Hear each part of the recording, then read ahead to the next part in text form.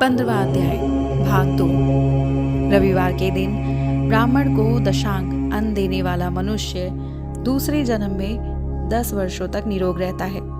बहुत सम्मान पूर्वक बुलाना, अभियंग, चंदनादि, पाद सेवन, वस्त्र, गंध आदि से पूजन, घी के मालपुए आदि सुंदर भोजन, छौ रस व्यंजन, दक्षिणा सहित तांबूल, नमस्कार और जाते समय अनुगमन, ये अन्न दान के 10 अंग कहे गए हैं।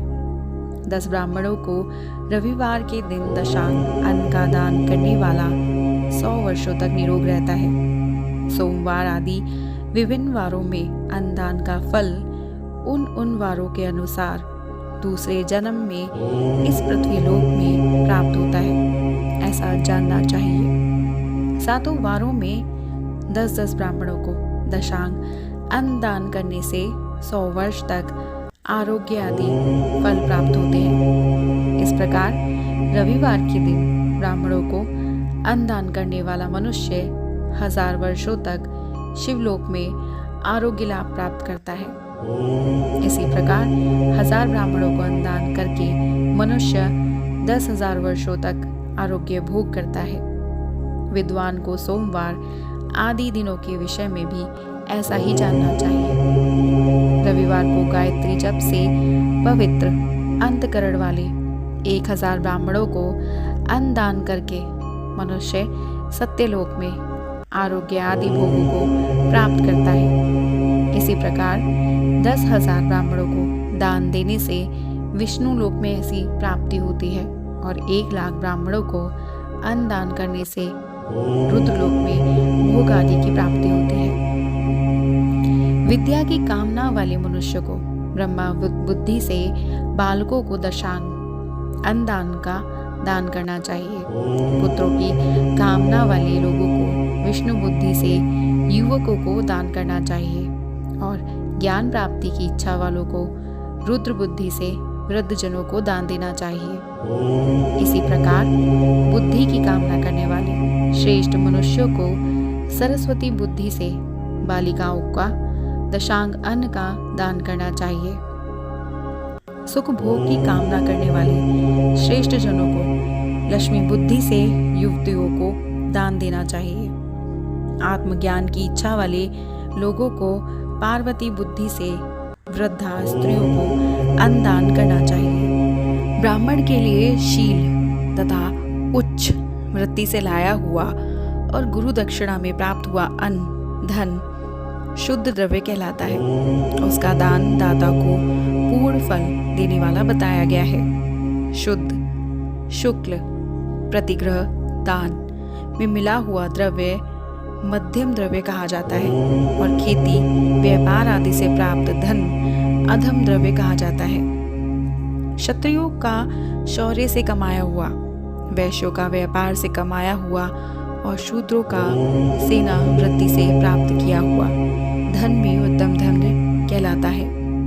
धर्म की इच्छा रखने वाली स्त्रियों को जो धन पिता एवं पति से प्राप्त होता है उनके लिए वह उत्तम द्रव्य है। गौ आदि 12 वस्तुओं का चैत्र आदि 12 महीनों में क्रमशः दान करना चाहिए अथवा किसी पुण्य काल में एकत्रित करके अपने अभीष्ट प्राप्ति के लिए इनका दान करना चाहिए।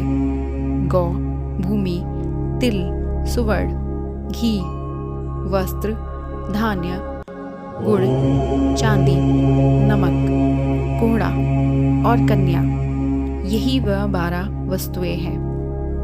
गौदान में दी हुई गाय के उपकारी गोबर से धन धान्य आदि ठोस पदार्थों के आश्रय से टिके पापों का नाश होता है और उसके गौमूत्र से जल तेल आदि तरल पदार्थों में रहने वाली पापों का नाश होता है। उसके दूध, दही और घी से कायिक, वाचिक और मानसिक तीनों प्रकार के पाप नष्ट हो जाते हैं। उनसे कायिक आदि पुण्य कर्मों की पुष्टि भी होती है। ऐसा बुद्धिमान मनुष्य को जानना चाहिए। हे ब्राह्मणों, भूमि का दान इहलोक और परलोक में प्रतिष्ठा की प्राप्ति कराने वाला है। तिल का दान बलवर्धक एवं मृत्यु का निवारक कहा गया है। सुवर्ण का दान जठराग्नि को बढ़ाने वाला तथा वीर्यदायक है। घी के दान को पुष्टिकारक जानना चाहिए। वस्त्र का दान आयु की वृद्धि करने वाला है, ऐसा जानना चाहिए। धान्य का दान अन्न की समृद्धि में कारण होता है।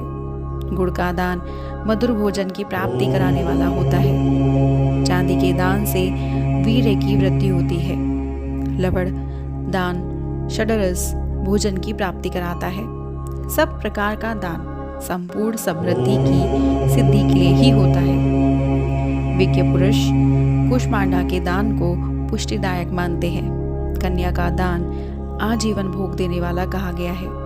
हे ब्राह्मणों, वह लोक और परलोक में भी संपूर्ण भोगों की प्राप्ति करने वाला है। कटल, आम, कैत आदि वृक्षों के फल, केला आदि औषधियों के फल तथा जो फल लता एवं गुल्मों से उत्पन्न हो, मुष्ट आवरण युक्त फल जैसे नारियल, बादाम आदि, उड़द, मूंग आदि दालें, शाक, मिर्च, सरसों आदि, तेल मसाले और ऋतुओं में तैयार होने वाले फल समय समय पर बुद्धिमान व्यक्तियों द्वारा दान किए जाने चाहिए।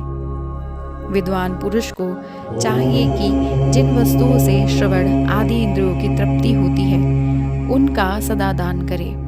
श्रोत्र आदि 10 इंद्रियों के जो शब्द आदि 10 विषय हैं उनका दान किया जाए तो वे भोगों की प्राप्ति कराते हैं तथा दिशा और इंद्रिय आदि देवताओं को संतुष्ट करते हैं।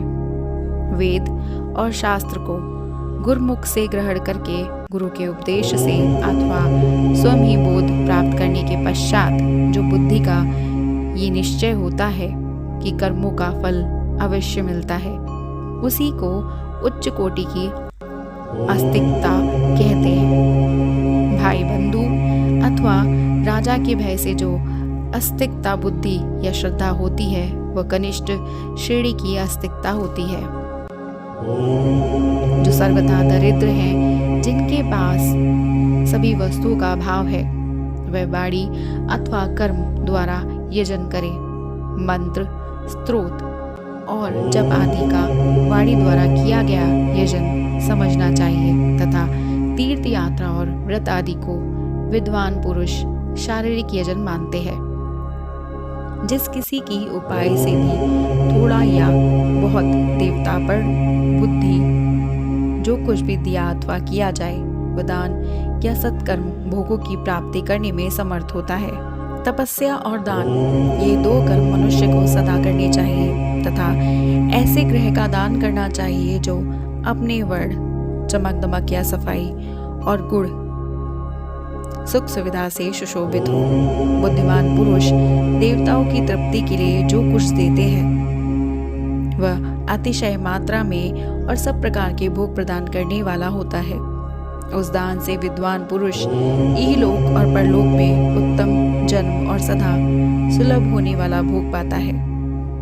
ईश्वरार्पण बुद्धि से यज्ञ, दान आदि कर्म करके मनुष्य मोक्ष फल का भागी होता है। जो मनुष्य इस अध्याय का सदा पाठ अथवा श्रवण करता है उसे धार्मिक बुद्धि प्राप्त होती है तथा उसमें ज्ञान का उदय होता है।